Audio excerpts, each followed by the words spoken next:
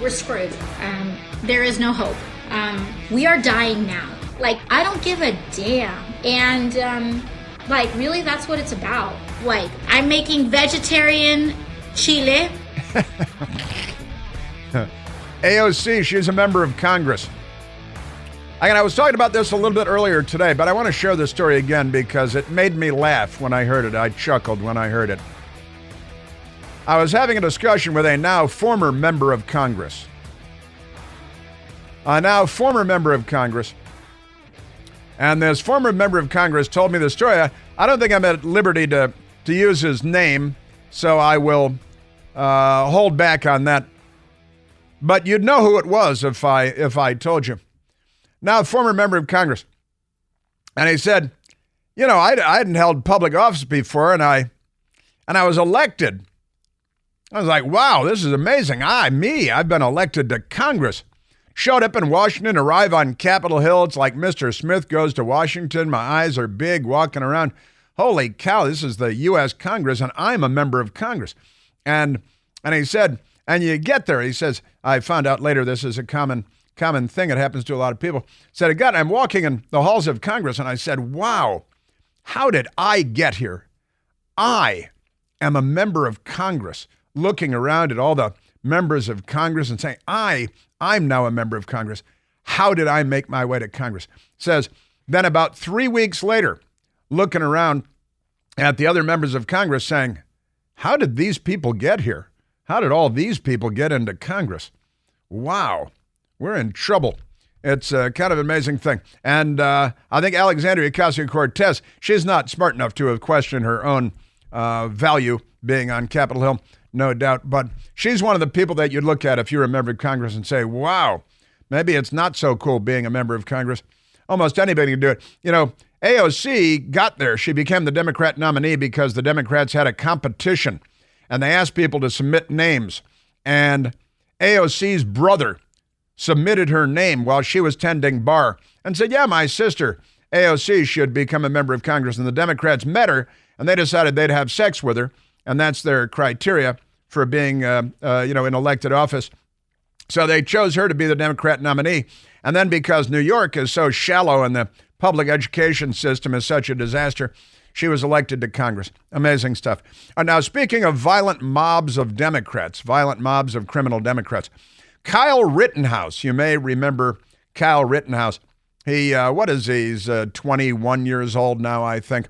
When he was 17 years old, the Democrats were burning cities from coast to coast because a career criminal drug addict by the name of George Floyd died of heart failure while he was resisting arrest yet again and violently attacking the police.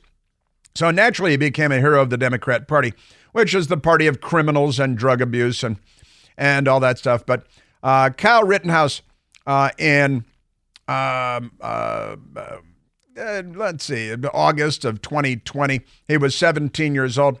The Democrats were burning Kenosha, Wisconsin, of all places. Kenosha, Wisconsin. Why were they burning Kenosha, Wisconsin? Well, because they're Democrats, and most of them are criminals. Now, Kyle Rittenhouse was there. The city was burning. Businesses were being trashed and looted. And Kyle Rittenhouse showed up, 17 years old. He had with him an AR-15 style rifle. And the mob, he was going to try to protect the town along with some other adults who were not in favor of arson and looting and rioting and plundering and on and on. But he was there, 17 years old, and he was attacked by 3 mental cases, one of whom was in and out of mental institutions. Another had been in prison for sexually assaulting little boys, raping little boys. These are the heroes of the Democrat Party in the story. And the other one pulled out a handgun on Kyle Rittenhouse, and Kyle Rittenhouse shot him through the arm.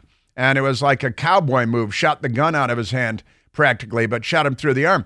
And of course, the little boy rapist, the serial rapist of little boys, the guy who had just been released from a mental institution, and the guy that pulled out the gun and was obviously about to shoot the 17-year-old Kyle Rittenhouse, those are the Democrat Party heroes of the story. It's Kenosha, Wisconsin. This isn't, New York or Chicago or Atlanta. It's Kenosha, but the Democrats were burning everything, right? So in August of 2020. Now, he was put on trial because the Democrat Party is a lynch mob. And he was found not guilty because he was defending himself against these three career, mental, criminal, crazy people. And they were the actual bad guys of the story. And our jury system is genius, right? And then they labeled him, a right-wing radical and all this, okay? Now, a video game has been made that is modeled on Kyle Rittenhouse in the middle of the riots in Kenosha, Wisconsin, out of Scandinavia. And if I met Kyle Rittenhouse, I'd shake his hand. Now I think he's 21 years old. I'd buy him a beer. This is a guy who is standing up for civilization, put himself on the line, and could very easily have been killed by these psychopaths. And which one was the child rapist? It's hard to keep track. The serial child rapist. And the one in and out of the mental institution and all this stuff. But one of them was the child rapist. And the joke at the time was he died as he lived, chasing an underage boy in the dark. Because that's who these guys were. These were the bad guys. But Democrats are the bad guys. You know this because they're always on the side of the bad guys. He shot 3 of these guys. He killed 2 of them. And the third, who pulled out a gun and was apparently going to shoot the 17-year-old teenager, presumably with the purpose of killing him, he was shot through the arm. And naturally, the Democrats make Kyle Rittenhouse out to be the bad guy, the child rapist, the mental institution guy, and the guy who was going to shoot the teenager during the riots and the arson. Those are the Democrat Party heroes of the story. Now, let's jump forward to yesterday. Yesterday, Kyle Rittenhouse was invited to speak at a university. And when he went to speak at the university, because, it was Joseph Rosenbaum, I think was the child rapist, right? The serial child rapist. And yeah, he's the one who died as he lived, chasing an underage boy through the darkness. And these are supposed to be the good guys, according to the Democrats. Kyle Rittenhouse, the bad guy, standing up for, against arsonists and looters and rioters and so on. But Turning Point USA invited Kyle Rittenhouse to speak on matters having to do with the Second Amendment, because that would be an area in which he has some expertise, at the University of Memphis in Memphis, Tennessee. So Kyle Rittenhouse has been driven off stage by Black Lives Matter supporters. Did I mention? I always fail to mention. The 3 guys that he shot were all white. They're white people. So what does that have to do with Black Lives Matter? You know how many African Americans have died of murder in the United States since George Floyd died of heart failure while resisting arrest because of all the fentanyl and methamphetamine in his system? Approximately 30,000 African Americans have been murdered in the United States since George Floyd died of heart failure. And they burned half our country to the ground because Democrats.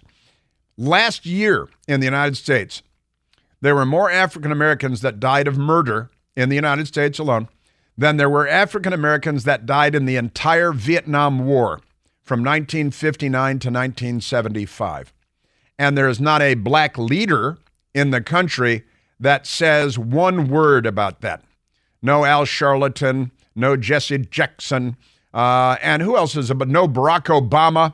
Shouldn't Barack Obama be a black leader? He's too busy visiting 10 Downing Street. But in any case, Kyle Rittenhouse got a hostile welcome when he tried to give a speech at the University of Memphis. He had to abandon the event and flee the campus while being chased by a violent, angry mob of Democrats who are mostly racists. Rittenhouse was, of course, acquitted after the Democrats charged him with murder after shooting dead 2 Black Lives Matter protesters who were white. But in reading the story here, they failed to mention that they were white. They care very deeply about black lives, except when, it's the old Joseph Stalin thing. A single death is a tragedy. 1 million deaths are a statistic. And the Democrats keep that old axiom alive. So Rittenhouse was driven off stage and then off campus by the violent mob. 21-year-old acquitted in a murder charge, shooting dead 2 people. Black Lives Matter rally in 2020 in Kenosha, Wisconsin, was trying to address students at the University of Memphis, invited by Turning Point USA to talk about the Second Amendment. Probably should have, no, I'll stop myself there. Rittenhouse was barely able to get a word out after he took the stage on Wednesday before his voice was drowned out by protesters. Angry, violent protesters then chased him off campus, blocking, hitting, spitting on cars, carrying Rittenhouse and his entourage, it says his staff, away, his support staff. The speech was a stop on his tour of conservative group Turning Point USA, focusing on the Second Amendment and, quote, the lies of Black Lives Matter. I just cited a couple of them. Only about 50 or 60 people attended the speech at the University Theater, and not all of them were actually there to listen to him. Hundreds of protesting students, violent criminal mob of Democrats who are anti-everything good and pro-everything bad, were already waiting when he arrived, holding signs supporting Black Lives Matter. I think half, maybe most of them were white yesterday. Signs included the faces of Anthony Huber, Joseph Rosenbaum. This is the mental case and the child rapist, the boy rapist, Joseph Rosenbaum, who Rittenhouse shot dead with his AR-15 rifle. Now, let's go to, here's Kyle Rittenhouse on stage trying to give a speech on the Second Amendment at the invitation of Turning Point USA. And a violent gang of criminals showed up. How many of them were arrested, Michael, and put in jail for their violent activity? You know, Ketanji Brown Jackson doesn't know what the First Amendment is for, and neither does this mob of racist criminals. Some racist things he said. He says we shouldn't celebrate Juneteenth. We shouldn't celebrate Martin Luther King Day. We should be working those days. It's called Ketanji Brown Jackson, an affirmative action hire. He's told nonsense about George Floyd, and he said he'd be scared if a black pilot was on a plane. Does that not seem racist? I don't know anything about that. Then answer no. Does that seem racist? Is a yes or no question, Kyle. After all the things I just told you, would you consider that hate speech? I'm not going to comment on that. Deflection, I said. Now, apparently, they're attacking Kyle Rittenhouse. And now he's wandering off the stage because it's clear that... is over. Can everyone please exit through the... Yeah, this is the Democrat Party. This is today's Democrat Party. They're claiming that Charlie Kirk said that now with DEI and affirmative action everywhere you go, that if you've got a black pilot on your airliner, should you be concerned? Also raised questions about Black History Month. Where's Asian History Month, Hispanic History Month, Aleut History Month? How about White History Month? We got a thing or two that have been contributed. And so they attack him. Now, he's not Charlie Kirk. He's Kyle Rittenhouse. But somebody else said something, and you've got to respond to it. So Kyle Rittenhouse wandered off stage and said, you know, look, we had a hard out time anyway, and we had to go. But the article, the Daily Mail, says he barely got a word out before they disrupted. And Kyle Rittenhouse, 21 years old, there to exercise his First Amendment rights in a campus environment. But the left-wing mob was there, and this is what you get.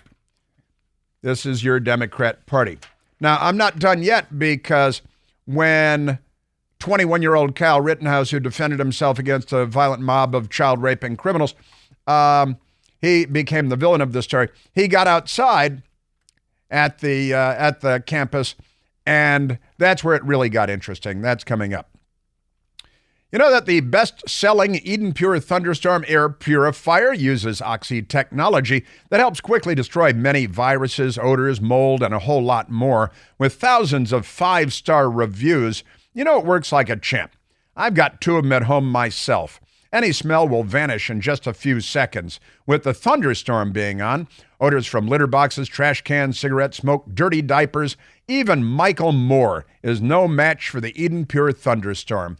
The powerful thunderstorm sends out O3 molecules. They seek out and help destroy odors. These molecules even go behind and under furniture. Nothing can hide from the thunderstorm. And best of all, no filters to buy and replace over and over again. Got to mail away for them, pay for them, schedule the replacement, saving you money and hassle. Start enjoying your home and fresh air again. Get several thunderstorms. Because right now, you can save $200 American on an Eden Pure Thunderstorm 3-pack for a whole home protection. You're going to get 3 units for under $200. Put one in your basement, your bedroom, the teenager's room. Give one to your smelly uncle. Put one in the office. Come on, any place you like to breathe clean, fresh air. All you have to do is go to EdenPureDeals.com. EdenPureDeals.com. Use the discount code CHRIS3. CHRIS and the number 3 to save $200. That's EdenPureDeals.com. The discount code is CHRIS3. Yes, sir. Yeah, wait till you hear what happens when Kyle Rittenhouse got out of the theater, got out of the building. That's where the Democrats really became Democrats. Hey, it's Chris Plant, excited to tell you about our July 2024 Listener Sea Cruise. We'll be sailing around the British Isles, visiting Scotland and Ireland. Please join us. Visit ChrisPlantCruise.com. I also have Senator Kennedy coming up because another Biden judicial appointee yesterday, going through the confirmation process, embarrassed herself in classic Democrat fashion. Amazing stuff. Let's go because Kyle Rittenhouse, after the mob coming in and disrupting the event because they don't believe in the First Amendment, they don't believe in free speech, they're a violent criminal mob, they have no respect for anything. Western standards are out the window with today's Democrat Party, and they're racists too. Kyle Rittenhouse trying to leave the campus. The howling jackals of the Democrat Party. The violent mob.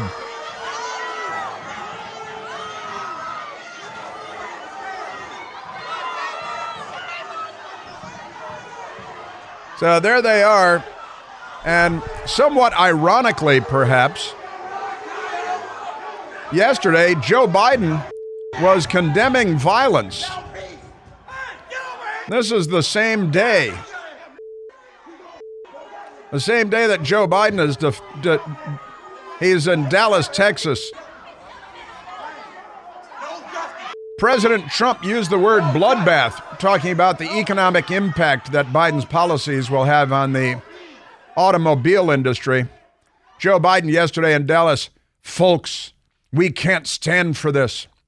We have to say it as Americans, as Democrats, as independents, as Republicans. There's no place for political violence ever. Period. But political violence, mob violence, is an everyday Democrat Party reality.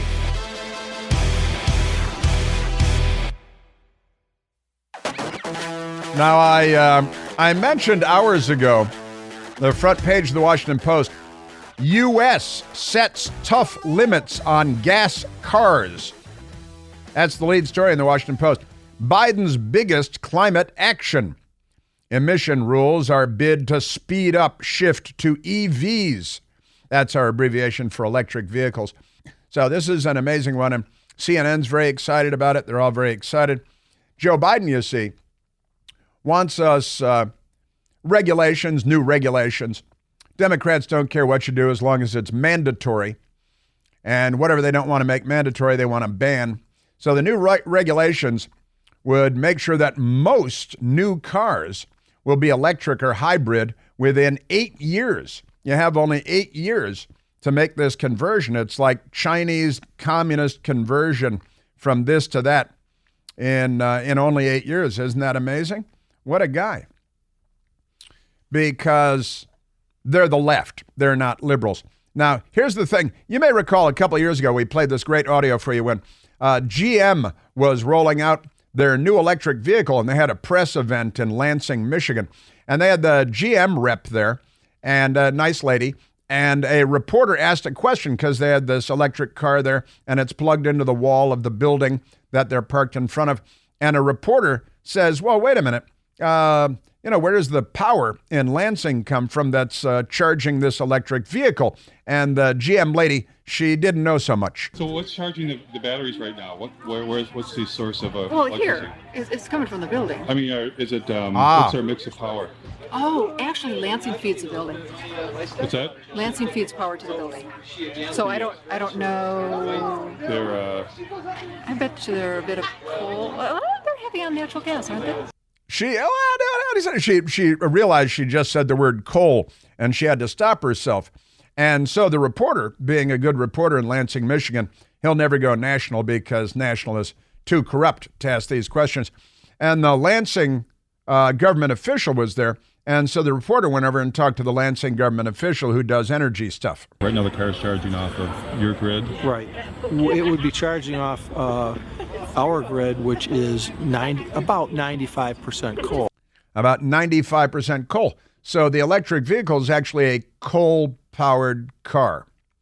And the Democrats won't let you build nuclear, which burns clean, and they won't let you build hydroelectric because the fish, as the old existentialist joke used to go. The Wall Street Journal has a piece today that points something out that's very important. Listen to this. The Wall Street Journal today. Not long ago, it was cheaper to fuel up an EV, an electric vehicle, than a gas-powered car. No longer, thanks to the government's, that's the Biden administration's, forced-fed renewable transition, which is raising electricity prices. You remember Barack Obama promising under his plan of cap and trade, electricity costs would necessarily skyrocket. That's what Barack Obama said, his very words, if I remember that correctly. Under my plan of a cap and trade system, electricity rates would necessarily skyrocket. Thank you. Thank you for that.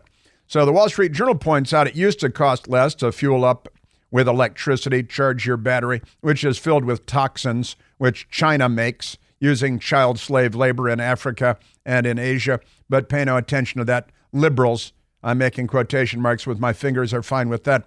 So now the Wall Street Journal says it's actually more expensive to fuel your electric vehicle thanks to the Biden administration, the government's force-fed renewable transition, which is raising electricity prices. Fueling up a Ford F-Series pickup truck, most popular vehicle in America, now costs about $17 per 100 miles on average, compared to $17.75 for an F-150 Lightning, which is the electric version, battery-powered version of the same vehicle, with mostly home charging, listen to this, and $26.39 with mostly commercial charges. So if you have to go someplace and pay like you're on the road to charge it, then it'll cost you $26.39 to get the same distance that with gasoline would cost you $17, right? Biden officials believe that with enough subsidies, billions of our tax dollars, customers will buy EVs. So we're paying people to buy vehicles they don't want, paying companies to build vehicles that the people don't want. Beijing thought the same. Yet EVs, electric vehicles that Chinese consumers don't want, are now sitting on scrap yards and flooding foreign markets. Donald Trump was right when he pointed out last weekend that President Biden's EV mandate will do great harm to the U.S. auto industry, but the Biden White House is determined to remake the industry no matter the damage. That's the Wall Street Journal today. But that's not all, because another fun piece in the Wall Street Journal today, remarkable stuff. Panasonic, the Panasonic Corporation, is building an electric vehicle battery plant in Kansas, building it in Kansas. And again, it's filled with toxins. If your electric vehicle is broadsided and the battery breaks, the fire department has to call out the hazmat unit because of all the toxins in the giant battery. Also, the batteries weigh so much, the cars weigh much more, it's going to damage roads and require road repair more frequently and more often, according to scientific studies. But listen to this. A new Panasonic electric vehicle battery plant in Kansas that will receive billions of dollars in subsidies, so we're the taxpayers paying for it through the government, listen to this, from the Inflation Reduction Act. What does that have to do with inflation? Nothing. The Inflation Reduction Act was a giant lie, more than $1 trillion that the Democrats are doing to fund their political allies. Everybody should go to prison, honestly. So billions of dollars in subsidies from the Inflation Reduction Act is forcing a local utility to keep open a coal plant that was scheduled to close. Congratulations, Mr. President, for increasing coal production. This is what happens every time the left goes to fix something. They make matters worse, don't they? So the Wall Street Journal has a great story. The Washington Post has a propaganda piece on their front page. Doesn't tell the truth at all. All right, now let's get to the Senator Kennedy yesterday on Capitol Hill, because this was a great moment in judicial history. The Democrat Party and Joe Biden, they have tapped a woman, selected a woman, grabbed a woman to be promoted in our judicial system. And she's an embarrassment, of course. But let's go to, where is it in the... starts at number 14. Starts at number 14. That's most excellent. Let's go there in our exhaustive cut sheet. Senator John Kennedy asked Court of Appeals nominee Nancy Maldonado. Nice name, Maldonado, nice Italian name. And she signed on to a document demanding that we ban all assault weapons, right? And she's working her way up. She's going to be like one step away from the Supreme Court or something. Just amazing stuff. By the way, John Hinckley, who shot President Reagan, now says that he's a victim of cancel culture because he gets jobs to play his guitar badly. And then when people find out it's the would-be presidential assassin who shot Ronald Reagan and 3 other people, including James Brady in the head, they cancel his guitar playing sessions. Now he says he's a victim of cancel culture. He's the victim. And he used the word victim. He did. He said, I am a, quote, victim of cancel culture. Can't think that anyone that deserves it more. You should have been canceled in some other way.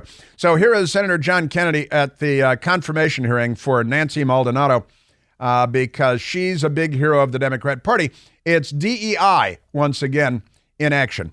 It sounded like this. You said, quote, assault weapons may be banned because they're extraordinarily dangerous and are not appropriate for legitimate self-defense purposes, close quote. Like cars.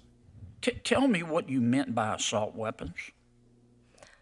Thank you, Senator Kennedy. Just to clarify there, I was local counsel. Our Supreme... Yeah, but you wrote the brief. Tell me what you meant by assault weapons. Senator Kennedy, actually, I did not write the brief. The brief was written by... You signed the brief, though, didn't you? Correct. I signed the brief. When you sign a brief, you're testifying to the court that everything in it is true, right? Yes. Okay. So they're your words in terms of the court, right? Well, you're correct, Senator Kennedy. Biden judicial nominee self-destructs when John Kennedy asks her to define assault weapon. And it went just like this. Tell me what you meant by assault weapons. So I am not a gun expert. And at the time, that brief, I think, was about 10 years. You were giving the court advice about, say, ban assault weapons. What is, you told the court you were an expert. Just tell me what you wanted to ban. Senator, sitting here today, as I said, I did not write that brief. I was local counsel. Sign the brief. I understand. You endorse the ban on assault weapons, but you don't know what an assault weapon is. And her explanation is, I'm not a gun expert. That's what she said. So I am not a gun expert. Now, Maldonado was nominated by Joe Biden for a seat in the United States Court of Appeals for the 7th Circuit. And she signed the brief defending a ban on assault weapons. And she's already a judge in Illinois that was challenged in the Illinois State Court. And she's in favor of banning assault weapons. She just doesn't know what an assault weapon is. In fact, who was it? Our Secretary of the Department of Homeland Security was asked about this by Senator Kennedy a couple of years ago, and he couldn't tell us. Alejandro Mayorkas was in favor of banning assault weapons, and he couldn't tell us what assault weapons were either. because Mayorkas is another one of these, semi-intelligent hacks. You may also recall Senator Marsha Blackburn, during the Supreme Court confirmation hearing of Ketanji Brown Jackson, asked her, because they're talking about abortion and they're talking about gender issues, and the Democrats are gender confused, asked the now Supreme Court justice, who doesn't know what the First Amendment is, what is a woman? Can you provide a definition for the word woman? Can I provide a definition? Mm-hmm. No. Yeah. I can't.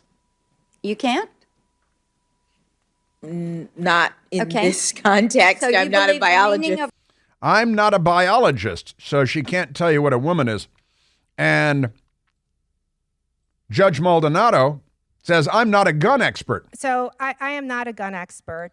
And I'm not a biologist, from a now sitting Supreme Court justice, because she can't tell you what a woman is. And the woman that wants to ban assault weapons, Nancy Maldonado, can't tell you what an assault weapon is, but she wants to ban assault weapons. At least Judge Brown Jackson doesn't want to ban women, yet at least. Senator Kennedy yesterday on Capitol Hill with, and what I think this puts this woman like one step away from the Supreme Court if she gets this next promotion. Tell me what you wanted to ban. That's all I want to know, Judge. I don't remember the exact definition of assault weapons. I don't remember. In the ordinance that was at issue. I'm not a gun expert. You submitted a brief to an appellate brief. You signed it, and you don't know what, and you said abolish assault weapons, and you don't know what you wanted them to abolish? Senator, at the time that I signed the brief, I read the brief because our Supreme Court required an Illinois bar member to sign the brief. I was not responsible for researching the content. She wasn't responsible. She's not responsible. She just signed it. She's just a judge who's working her way up the federal food chain. She doesn't know nothing about no assault rifles. And sitting here today, I do not remember the characteristics of that were cited in the ordinance for the assault weapons ban. It's not an area of practice that I have specialized in. I'm sure 10 years ago I could have answered your question. And but sitting here today, you think you deserve to be promoted with this record? Senator, I stand by my record. She stands by her record. That's good. That's all she's got for us right there. Isn't that amazing? Yes, sir. Let's grab a quick phone call. Let's go to Frank calling from Ashburn, Virginia. Frank, you're on the Chris Plant Show. Good morning, Chris, and as always, great show. Thanks for your hard work, and thanks for loving America. You betcha. Just a little comment. We always talk about how important language is. So just like the false language, a woman's right to choose, no, it's a right to terminate a life. AR never stood for assault rifle. And we got to get that in our language out every day. It stood for Armalite, who came up with the original design. It's just such another falsity in their narrative, and it never ends. We got to correct the language back. It's women's health. Women's health. Oh, there you go. That's what they like to call it. It's women's health. And amazing. It's just amazing stuff. We live in very dishonest times, and I fight that battle every single day, the battle against the truth and the battle against honesty. I was raised to be an honest person. It sounds like you were too, Frank. Well, and, we salute you for that. Everything, they lie constantly. And I've heard you say this before to your point, because if they told the truth, nobody would support it. Yeah. It's incredible. That is a fact. It is incredible. Yeah, information dominance, the information dominance of the left. And again, the news media not covering the news. They're not even covering the hearing yesterday on the Biden family corruption. They buried the hearing yesterday. They don't report, AOC's idiocy on RICO not being a violation of the law, even though President Trump's on trial for RICO violations as we speak. Right, AR isn't an assault rifle. It's Armalite, the original designer of the rifle for the U.S. military long ago. Abortion isn't women's health. Democrats are not the party of the people. They are the party of racism and the Confederate States of America and lynching and Jim Crow. And if Black Lives mattered, then maybe somebody would notice that more than 10,000 African Americans were murdered last year, and fewer than 8,000 African Americans died in the entire Vietnam War. And maybe that would be important. Then there's the 40% abortion rate for African American pregnancies, too, if Black Lives mattered. But instead, they're attacking Kyle Rittenhouse, who shot 3 white guys while they were looting. While Joe Biden complained about violence, there is no place for violence. There were mobs of Democrats perpetrating violence against a 21-year-old that defended himself against a gay child rapist, an ex-convict, and a mental case.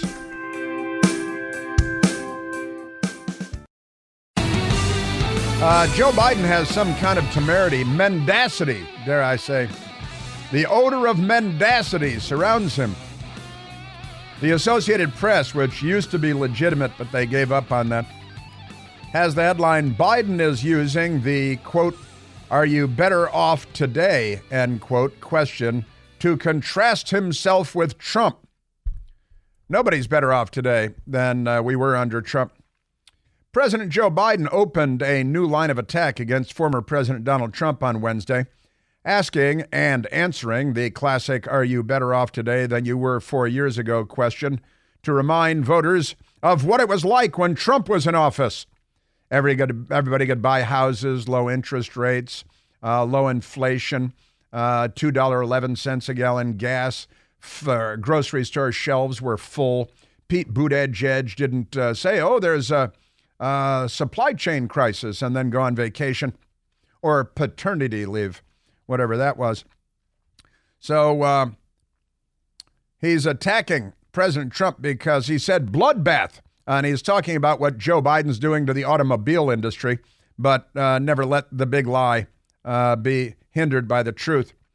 And now they're putting out this propaganda. The Democrat Party is crazy propaganda that, things were so terrible when Trump was in office. And what they're doing is they're pointing to COVID hitting the country because Anthony Fauci helped fund the Wuhan Institute of Virology, and then the Wuhan Red Death broke out. Go to the Chris Plant store and get a Wuhan Red Death t-shirt. They're classics.